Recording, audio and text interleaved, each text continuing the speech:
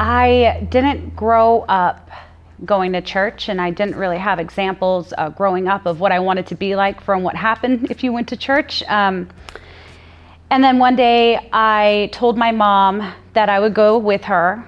I remember being so impacted by the worship. It was like something I had never felt in my entire life. And started going to church, and I knew that that was something that I really wanted to do, was just worship. And I wanted to look for a church that was worship centered. Being a baby Christian, I couldn't wait to have the fellowship and the love and the community, and started going to JPL about 10 years ago. I just kind of wanted to sit it out a little bit and kind of wait it out, and I did. I took about 6 months before I even let anybody know that I sang, before I auditioned for the worship team. And I remember auditioning, and I remember feeling like, oh good, this is going to be such community for me, and I'm going to make so many friendships and long lasting, and that's not what happened. That's not what happened at all. Going in, I didn't realize that while I was trying to befriend people, there was one woman in particular who was sending emails about me, rumors about me to other people, making my first impression for me.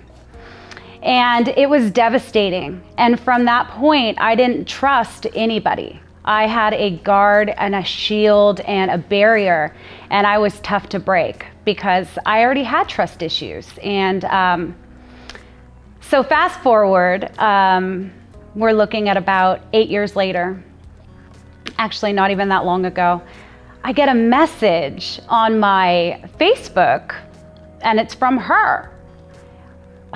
My flesh wants to say delete, but the spirit was just like, open this up and see.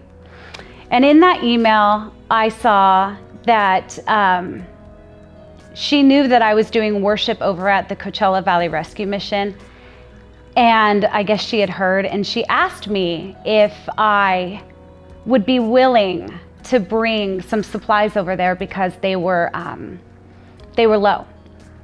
And again, my flesh just wanted to say, no, go without. You know, you made it hell for me, you know?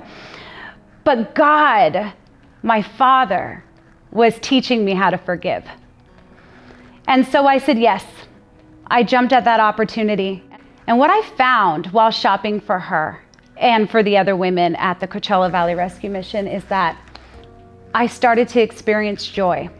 I started to experience a love for her.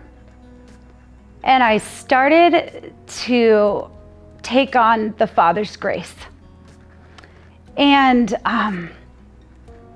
it was so good and powerful, because had I have not said yes to that call, had I have not said yes to what He had for me, I would have never forgave.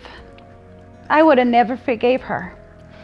And it's just such a powerful thing that He did for me that day.